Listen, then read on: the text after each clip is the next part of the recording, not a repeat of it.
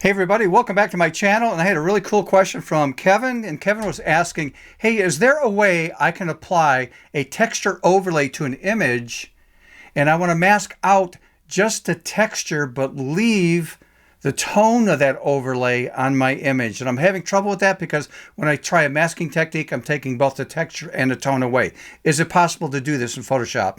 Kevin, the answer is yes. And here's what he's talking about for the people that maybe don't understand what I just said. He would have an image. This is just an example I put together where you apply a texture overlay to the image. And you'll see right here that hopefully it shows up in the video, but there is texture on her face. And what I want to do is get rid of that texture, but leave the tone of that overlay there. Instead, when you go and mask it, you're getting this, and that is the actual, face. The actual face. In other words, we're getting rid of both the tone and the texture. He just wants to get rid of the texture and leave the tone. So how do we do that in Photoshop? Are you ready for this? Let's do it.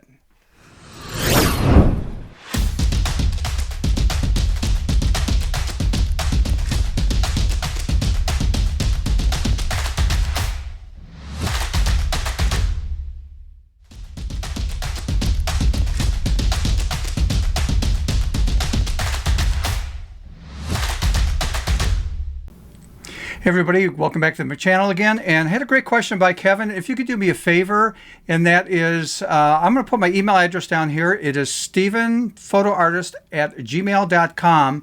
And if anybody has a question about anything that has to do with photography as a photo artist, working in softwares, any kind of question like that, please forward that to me. I already got a bit of a backlog, but I always will need new ideas and fresh ideas here coming up in the future. So that would really help me out. Okay, let's dive right into this, and let's just reiterate the question that was asked. So let me explain the concept. I'm going to open up two images. One's a photograph and one is a texture. And I'll share with you some little tricks and tips working in Photoshop here. By the way, when you're applying a texture to an image, it's not a bad idea to have a background that is like a light gray or middle gray background.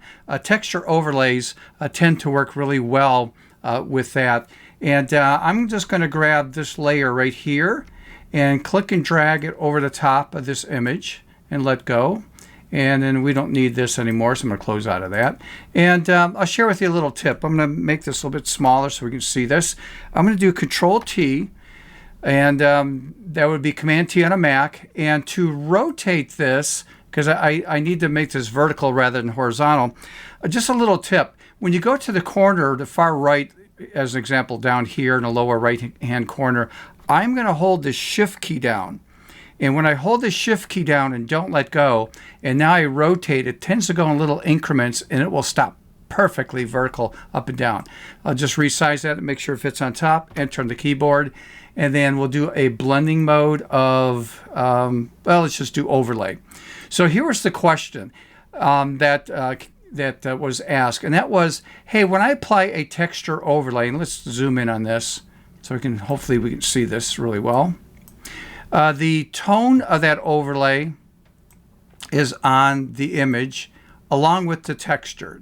Now, he wants the texture, but he wants to get rid of the texture on her face and keep the tone of that texture on her face. And here's what I'm going to do. Let's duplicate that for a second. I'm going to duplicate this, and I'm going to group this. I want to do it before and after. That's why I'm doing a group here. And we will actually not group that again. We'll duplicate that. Okay, so let's get rid of the top one and let's expand this. Okay, so this is a multiply blending mode that we can see here that's applying this to the image. And the problem he was having was this. Well, I want to get rid of the texture on her face. So our normal reaction would be, well, let's just apply a mask and then grab our paintbrush, make sure we're painting in black. So I look down here and I can see I'm going to be painting in white, so we got to make sure we reverse that. I just tapped on the letter X to flip-flop that. And I'm just going to carefully paint over, say, the skin area of the subject. And when I do this, the problem is I'm bringing back the original color of the face. So here's my before, and after. And that's fine if that's what you want, but he didn't want that. What he wanted to do was to get rid of the texture, but leave the tone of that overlay on the skin area. But unfortunately, masking like that actually got rid of both, if that makes sense. Got rid of both the tone and the texture. So here's the workaround. Very, very simple. So I'm going to hide that. And let's activate this grouping. So there we are back with the texture. And Kevin, this is all you need to do. It's pretty simple. After you apply your texture overlay, you just want to right mouse click on the side here and choose Convert to a Smart Object. That's really important, and I'll explain why in a minute. Then go to the Filter drop-down menu. Boy, I'm having trouble with my mouse all of a sudden. Filter drop-down menu right here. And come down to Blur, Gaussian Blur. And what you want to do, let me show you the blur here. Hopefully this shows up right here. I can see the texture. What I want to do is move the slider to the right till it blurs the texture away, but it's keeping the tone, that color tone of that overlay, because that's what I want. So I click on OK. Now, unfortunately, I applied it to the entire image, and here it shows that this is the Gaussian blur, but that is a mask, and this is totally non-destructive. And this is why I made this into a smart object, because when I apply that filter, it's doing this non-destructively. And now I can actually activate the mask right there. I need to invert that, so Control-I, Command-I on a Mac will actually invert that. So now I'm blocking. Remember that? White reveals, black conceals. So the black is concealing the overlay, the blending overlay of multiply and the texture. I'm sorry, it's blocking the Gaussian blur I applied, but the multiply texture is still intact right there. Now I'm going to grab my paintbrush again and make sure I'm painting back in white. So X on the keyboard, so my chip color down here is now white, and it's going to reveal the tone. Now I'm going to do this fast. I'm not going to do this that accurate. It's just to help explain the whole concept here. Okay, so now we have, if we take a look at this before and after, applied the texture to this. Now it's a little bit on the dark side, which is fine. I can fix that. In fact, let me just do this really quick. And that is, I'm just going to, you can get into levels or curves and stuff, but I'm just going to go to brightness and contrast and maybe brighten this up a little bit and maybe add a little contrast so the colors pop a little bit better.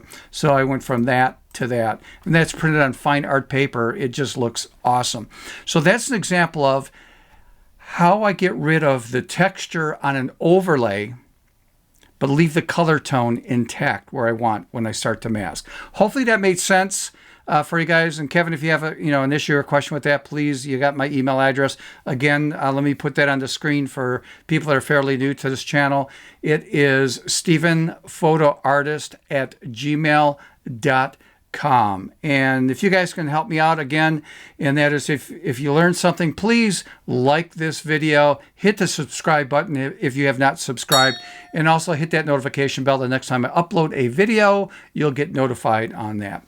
Okay, so with that out of the way, we know my ending, and that is always get that darn camera out, practice some new techniques, make mistakes. Why do we want to make mistakes? Because we learn from making mistakes. That's the big thing right there. So many people are afraid to make mistakes. I make them all the time. I still do, and I always will. So again, get that camera out, literally think out of the box. Until next time, see ya!